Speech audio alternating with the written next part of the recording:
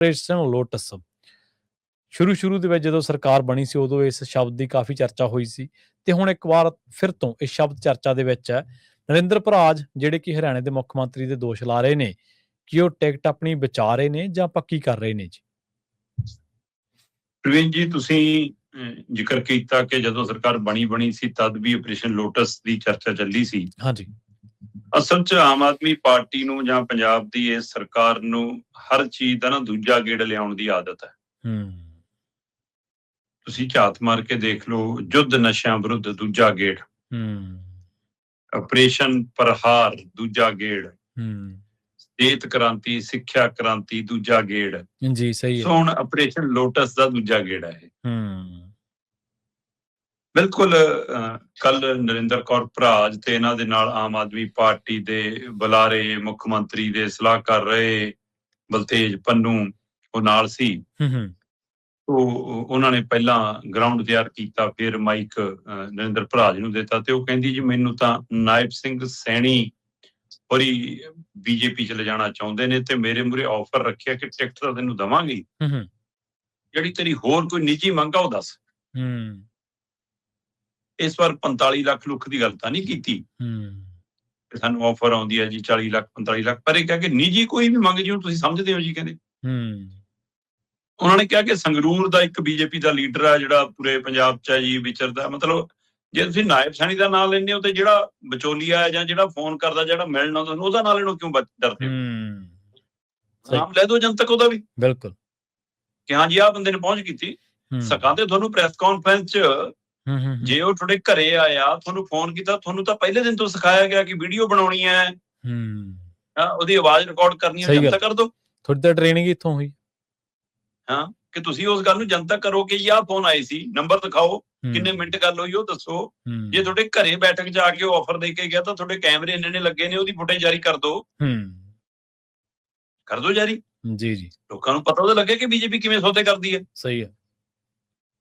ਸਵਾਲ ਸਿਰਫ ਇੰਨਾ ਹੈ ਕਿ ਜਿਹੜੀ ਗੱਲ ਨਰਿੰਦਰ ਕੌਰ ਭਰਾਜ ਕਹਿ ਰਹੀ ਹੈ ਲੋਕਾਂ ਦੇ ਮਨਾਂ ਨੂੰ ਇਸ ਲਈ ਲੱਗ ਜਾਂਦੀ ਹੈ ਕਿ ਬੀਜੇਪੀ ਇੰਜ ਕਰਦੀ ਹੈ, ਪਰ ਮੌਕੇ ਦੀ ਨਜਾਕਤ, ਸੱਤਾ ਹਾਸਲ ਕਰਨ ਦਾ ਤਰੀਕਾ, ਜਿਸ ਤਰੀਕੇ ਨਾਲ ਬੀਜੇਪੀ ਜਾਂਦੀ ਹੈ, ਇੱਥੇ ਦੱਸੋ ਨਰਿੰਦਰ ਕੌਰ ਭਰਾਜ ਨੂੰ ਨਾਲ ਲਿਜਾ ਕੇ ਉਹਨਾਂ ਨੇ ਕੀ ਖੱਟਣਾ ਜੀ। ਹੁਣ ਸਵਾਲ ਇਹ ਹੈ ਕਿ ਉਹ ਜੇ ਆਉਣਗੇ ਖਰੀਦਣ ਅੱਜ ਦੀ ਤਰੀਕ ਜਦੋਂ ਸਾਲ ਚੋਣਾਂ ਚ ਰਹਿ ਗਿਆ ਤਾਂ ਫਿਰ ਇੱਕ ਐਮਐਲਏ ਨੂੰ ਖਰੀਦ ਕੇ ਕੀ ਕਰਨਾ ਉਹਨਾਂ ਨੇ? ਸਹੀ ਹੈ। ਜਿਮਨੀ ਚੋਣ ਗੱਲ ਕਿਉਂ ਪਾਉਣਗੇ ਜੀ ਉਹ ਇਸ ਸਮੇਂ? ਸਹੀ ਹੈ, ਬਿਲਕੁਲ।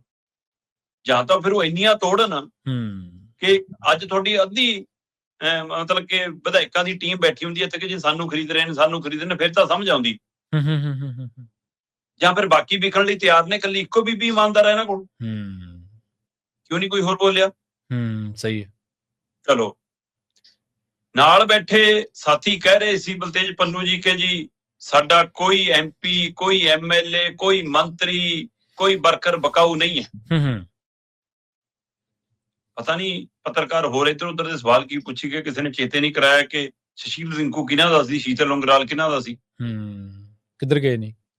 ਸੁਸ਼ੀਲ ਕੁਮਾਰ ਰਿੰਕੂ ਤੁਸੀਂ ਦੂਜੀ ਪਾਰਟੀ ਚੋਂ ਪੱਟ ਕੇ ਲਿਆਏ ਜੀ, ਉਹਨੂੰ ਐਮਪੀ ਦੀ ਜਿਮਨੀ ਚੋਣ ਚ ਟਿਕਟ ਦਿੱਤੀ, ਐਮਪੀ ਬਣ ਗਿਆ। ਐਮਪੀ ਬਣਨ ਤੋਂ ਬਾਅਦ ਉਹਨੂੰ ਦੁਬਾਰਾ ਤੁਸੀਂ 2024 ਦੀਆਂ ਚੋਣਾਂ ਦੇ ਲਈ ਟਿਕਟ ਦਿੱਤੀ, ਸਣੇ ਟਿਕਟ ਤੁਹਾਡਾ ਐਮਪੀ ਭੱਜ ਗਿਆ। ਦੋ ਜਵਾਬ। ਸਹੀ ਹੈ। ਸ਼ੀਤਲ ਉਂਗਰਾਲ ਉਹ ਵਿਅਕਤੀ ਜਿਹਨੇ ਸਭ ਤੋਂ ਪਹਿਲੀ FIR ਕਰਾਈ ਸੀ ਆਪਰੇਸ਼ਨ ਲੋਟਸ ਦੇ ਖਿਲਾਫ, ਉਹ ਵੀ ਬੀਜੇਪੀ ਵੱਲੋਂ ਲੜ ਲਿਆ, ਚਾਹੇ ਨਹੀਂ ਜਿੱਤਿਆ, ਅਗਲਾ ਤੁਹਾਡੇ ਕੋਲ ਐਮਐਲਏ ਸੀ, ਉਹ ਉਧਰ ਕਿਉਂ ਗਿਆ? ਦਿਓ ਜਵਾਬ।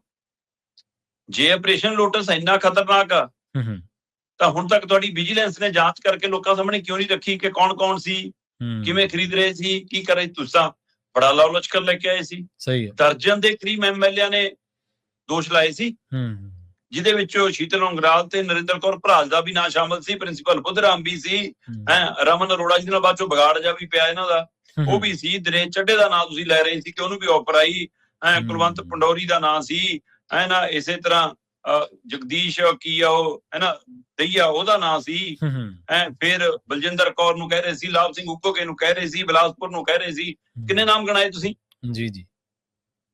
ਤੇ ਆ ਜਿਹੜੇ ਮਤਲਬ ਸਾਡੇ ਹੈਗੇ ਨੇ ਜੀ ਵਿੱਤ ਮੰਤਰੀ ਉਪ ਮੁੱਖ ਮੰਤਰੀ ਦਾ ਵੀ ਸੁਪਨਾ ਲੈ ਰਹੇ ਸੀ, ਚੱਲਦੀ ਸਰਕਾਰ ਚ ਹੁਣ ਇਹ ਵੀ ਲੱਗਣ ਲੱਗ ਗਿਆ ਸੀ ਕਿ ਮੁੱਖ ਮੰਤਰੀ ਅੱਜੇ ਬਣ ਜਾਣਾ ਮੈਂ, ਹੈਨਾ। ਉਹ ਵੀ ਗਏ ਸੀ, ਸਾਰਾ ਵਕਤ ਜਿਹਾ ਲੈ ਕੇ ਡੀਜੀਪੀ ਸਾਹਿਬ ਕੋਲ ਸ਼ਿਕਾਇਤ ਲੈ ਕੇ, ਉਸ ਤੋਂ ਬਾਅਦ ਜਾਂਚ ਖੋਲਤੀ ਜੀ, ਰਿਪੋਰਟ ਹੋ ਗਈ ਜੀ, ਵਿਜੀਲੈਂਸ ਕਰੂਗੀ ਜੀ ਇਨਕੁਆਇਰੀ। ਕਿੱਥੇ ਗਈ ਉਹ ਇਨਕੁਆਇਰੀ? ਕਿੱਥੇ ਗਿਆ ਉਹ ਸਾਰਾ ਵਰਤਾਰਾ ਜੀ? ਕਿਉਂ ਨਹੀਂ ਉਹ ਕਾਰਵਾਈ ਸਿਰੇ ਲੱਗੀ? ਕਿਉਂ ਉਹਨੂੰ ਲੁਕੋਇਆ? ਤੇ ਅੱਜ ਜਦੋਂ ਨਰਿੰਦਰ ਕੌਰ ਭਰਾਜ ਇਹ ਕਹਿ ਰਹੀ ਆ, ਤਾਂ ਸੰਗਰੂਰ ਹਲਕੇ ਚ ਤਾਂ ਇਹ ਚਰਚਾ ਹੈ ਜੀ ਕਿ ਬੀਬੀ ਦੀ ਖਟਪਟ ਚੱਲਦੀ ਆ ਪਾਰਟੀ ਨਾਲ, ਬੀਬੀ ਦੇ ਸੁਰ ਨਹੀਂ ਮਿਲਦੇ। ਨਰਿੰਦਰ ਕੌਰ ਭਰਾਜ ਉਹ ਹੈ ਜਿਹਨੇ ਭਗਵੰਤ ਮਾਨ ਨੂੰ ਜਾਣਦਿਆਂ ਵੀ ਨਹੀਂ, ਨਾ ਪਛਾਣਦਿਆਂ ਵੀ ਨਹੀਂ, ਕੋਈ ਰਸਤਾ ਵੀ ਨਹੀਂ, ਕੋਈ ਰਾਬਤਾ ਵੀ ਨਹੀਂ ਪਾਰਟੀ ਨਾਲ, ਬੂਥ ਲਾ ਕੇ ਬੈਠ ਗਈ ਸੀ। ਸਹੀ ਹੈ, ਬਿਲਕੁਲ। ਤੇ ਸਭ ਤੋਂ ਛੋਟੀ ਉਮਰ ਦੀ ਔਰਤ ਹੋਣ ਦੇ ਬਾਵਜੂਦ ਵੀ ਉਹਨੇ ਅੰਦਰ ਇਹਨਾਂ ਦਾ ਕੰਮ ਸੰਭਾਲਿਆ, ਪੋਲਿੰਗ ਬੂਥ ਦੇ ਅੰਦਰ ਜਾ ਕੇ। ਸਹੀ ਹੈ, ਪੋਲਿੰਗ ਏਜੰਟ ਬਣ ਕੇ ਬੈਠੀ ਸੀ। ਠੀਕ ਹੈ, ਉਹਦਾ ਨਾਮ ਉਹਨੂੰ ਮਿਲਿਆ, ਚੋਣ ਲੜਾਈ ਤੇ ਲੋਕਾਂ ਨੇ ਉਹਨੂੰ ਜਿਤਾਇਆ। ਪਰ ਚਾਹੇ ਹੁਣ ਟਰੱਕ ਯੂਨੀਅਨ ਦਾ ਮਸਲਾ ਹੋਵੇ, ਚਾਹੇ ਵਕੀਲਾਂ ਵਾਲੇ ਨਾਲ ਪਿਆ ਪੰਗਾ ਹੋਵੇ, ਚਾਹੇ ਹੋਰ ਉੱਥੇ ਦੇ ਮਸਲੇ ਹੋਣ, ਉੱਥੇ ਵੀ ਦੋ ਚਾਰ ਹੋ ਰਹੀ ਹੈ ਤੇ ਪਾਰਟੀ ਦੇ ਅੰਦਰ ਵੀ ਖਾਸਾ ਖਲਾਰਾ ਬਿਲਕੁਲ ਹੈਗਾ। ਸਹੀ ਹੈ, ਗੱਲਾਂ ਤਾਂ ਇਹ ਸੀ ਕਿ ਅਗਲੀ ਵਾਰ ਟਿਕਟ ਨਹੀਂ ਮਿਲਣੀ। ਔਰ ਭਗਵੰਤ ਮਾਨ ਖੁਦ ਕਹਿੰਦੇ ਆ ਕਿ 40 ਦੇ ਕਰੀਬ ਤਾਂ ਅਸੀਂ ਬਦਲ ਦੇਣੇ ਆ। ਹੁਣ ਉਹ ਐਮਐਲਏ ਬਦਲ ਦੇਣਾ ਕਿ 17 ਚ ਟਿਕਟਾਂ ਬਦਲ ਦੇਣੀਆਂ? ਸਹੀ ਹੈ। ਜੇ ਆਪਾਂ ਇਹ ਵੀ ਦੇਖੀਏ ਅੱਜ ਦੀ ਤਰੀਕ 94 95 ਜੇ ਹੈਗੇ ਨੇ, ਤਾਂ ਇਹਦਾ ਮਤਲਬ 20-22 ਜੇ ਆਪਾਂ ਉਹ ਵੀ ਮੰਨ ਲਈਏ ਕਿ 20-22 ਜਿਹੜੇ ਨਹੀਂ ਜਿੱਤੇ ਵੇ ਉਹ ਟਿਕਟਾਂ ਬਦਲ ਹੋ ਜਾਣਗੀਆਂ, ਤਾਂ ਇਹਦਾ ਮਤਲਬ ਮੌਜੂਦਾ 92-94 ਚੋਂ ਵੀ 20-22 ਤਾਂ ਜਾਣਗੇ ਜੇ 40 ਬਦਲਨੇ ਆ। ਜੀ ਜੀ, ਬਿਲਕੁਲ। ਹੁਣ ਉਹਨਾਂ 20-22 ਦੇ ਵਿੱਚ ਨਰਿੰਦਰ ਕੌਰ ਭਰਾਜ ਦਾ ਵੀ ਨੰਬਰ ਲੱਗਣ ਵਾਲਾ ਸੀ, ਜਾਂ 40 ਚ ਸੀ ਤਾਂ 40 ਚ ਲੱਗਣ ਵਾਲਾ ਸੀ, ਕਿੰਨਿਆਂ ਚ ਲੱਗਣਾ ਸੀ, ਕਿਹਦਾ ਲੱਗਣਾ? ਅਜੇ ਇਹ ਦੁਵਿਧਾ ਸਾਰਿਆਂ ਨੂੰ। ਸੋ ਨਰਿੰਦਰ ਕੌਰ ਭਰਾਜ ਇੰਜ ਬੀਜੇਪੀ ਦੇ ਹਵਾਲੇ ਨਾਲ ਪਾਰਟੀ 'ਚ ਆਪਣੀ ਟਿਕਟ ਪੱਕੀ ਕਰ ਰਹੀ ਆ, ਹਾਈ ਕਮਾਂਡ ਨੂੰ ਦੱਸ ਰਹੀ ਹੈ ਕਿ ਦੇਖੋ ਜੀ ਮੈਨੂੰ ਤਾਂ ਦੂਏ ਪਾਰਟੀਆਂ ਵਾਲੇ ਵੀ ਚੱਕਰ ਨੂੰ ਫਿਰਦੇ, ਦੇਖ ਲਓ ਜੇ ਤੁਸੀਂ ਰੱਖਣਾ ਟਿਕਟ ਦੇ ਕੇ। ਕਿ ਉਹ ਇਹ ਆਪਣੀ ਥਾਂ ਪੱਕੀ ਕਰ ਰਹੀ ਆ। ਜੀ ਜੀ। ਕਿਉਂਕਿ ਨਾਇਬ ਸਿੰਘ ਸੈਣੀ ਦਾ ਕਹਿੰਦਾ ਵੀ ਮੈਂ ਤਾਂ ਇਹ ਵੀ ਨਹੀਂ ਜਾਣਦਾ ਮਤਲਬ ਕਿ ਕਿਹੜੇ ਹਲਕੇ ਤੋਂ ਆਏ ਜੀ, ਕੀ ਨਾਂ ਹੈ ਜੀ, ਕਿੱਥੋਂ। ਇੰਨੇ ਭੋਲੇ ਤਾਂ ਨਹੀਂ ਗਏ ਨਾਇਬ ਸਿੰਘ ਸੈਣੀ। ਤੁਸੀਂ ਪੰਜਾਬ ਦੇ ਇੰਚਾਰਜ ਬਣੇ ਫਿਰਦੇ ਹੋ, ਤੁਸੀਂ ਪੰਜਾਬ ਨੂੰ ਨਾਪਦੇ ਫਿਰਦੇ ਹੋ ਕੱਲੇ ਕਦਮ ਨਾਲ। ਬਿਲਕੁਲ ਬਿਲਕੁਲ। ਤੇ ਤੁਹਾਨੂੰ ਇਹੀ ਨਹੀਂ ਪਤਾ ਕਿਹੜਾ ਹਲਕਾ ਤੇ ਕਿਹੜੇ ਹਲਕੇ ਚੋਂ ਕੌਣ ਦਾਅਵੇਦਾਰ, ਕੌਣ ਐਮਐਲਏ ਮੌਜੂਦਾ। ਜਨਾਬ ਰੋਜ਼ ਤਾਂ ਕਾਪੀ ਪੈਨ ਲੈ ਕੇ ਤੁਸੀਂ ਹਿਸਾਬ ਲਾਉਂਦੇ ਹੋ ਪੰਜਾਬ ਦਾ। ਸਹੀ ਗੱਲ, ਬਿਲਕੁਲ। ਇਹ ਤਾਂ ਨਹੀਂ ਹੋ ਸਕਦਾ। ਹਾਂ, ਤੁਸੀਂ ਇਹ ਕਹਿ ਸਕਦੇ ਹੋ ਕਿ ਆਫਰ ਨਹੀਂ ਦਿੱਤੀ, ਕਿਉਂਕਿ ਤੁਹਾਨੂੰ ਥੋਕ ਚ ਮਾਲ ਖਰੀਦਣ ਦੀ ਆਦਤ ਪੈ ਗਈ, ਤੁਸੀਂ ਇੱਕਾ ਦੁੱਕਾ ਖਰੀਦ ਕੇ ਕੀ ਕਰਨਾ। ਸਹੀ ਗੱਲ। ਸੋ ਇਸ ਲਈ ਇਹ ਨਰਿੰਦਰ ਕੌਰ ਭਰਾਜ ਦੇ ਦੋਸ਼ ਕਿੰਨੇ ਕੁ ਸਾਬਤ ਨੇ, ਜਾਂਦਾ ਫਿਰ ਕਰੋ ਕਾਰਵਾਈ, ਬਾਈ ਤੱਥ ਤੁੱਥ ਲੈ ਜਾਓ, ਇੱਕ ਪਰਚਾ ਹੋਰ ਕਰ ਲਓ, ਪੁਰਾਣੀ ਸਿਰੇ ਲਾ ਲਓ। ਪਰ ਜਿਵੇਂ ਤੁਸੀਂ ਪੁਰਾਣੀ ਸਿਰੇ ਨਹੀਂ ਲਾਈ, ਉਵੇਂ ਇਹ ਵੀ ਮਹਿਜ ਇੱਕ ਨਾਟਕ, ਸਿਆਸੀ ਡਰਾਮੇ ਤੋਂ ਵੱਧ ਕੁਝ ਨਹੀਂ ਨਜ਼ਰ ਆਉਂਦਾ। ਜੀ ਸਹੀ ਹੈ।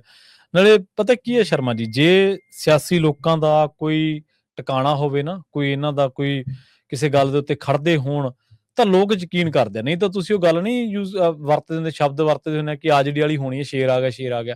ਅਸਲ ਦੇ ਵਿੱਚ ਇਹਨਾਂ ਨਾਲ ਹੋ ਚੁੱਕੀ ਹੈ। ਇਹਨਾਂ ਦੀ ਗੱਲ ਨੂੰ ਸੀਰੀਅਸ ਲੋਕ ਲੈਣੋਂ ਹਟ ਗਏ ਨੇ, ਕਿਉਂਕਿ ਭਰੋਸੇਯੋਗਤਾ ਜਿਹੜੀ ਹੈ ਨਾ ਲੋਕਾਂ ਦੀ ਵਾਰ-ਵਾਰ ਜਦੋਂ ਟੁੱਟਦੀ ਹੈ, ਫਿਰ ਲੋਕ ਯਕੀਨ ਕਰਨੋਂ ਹਟ ਜਾਂਦੇ ਨੇ।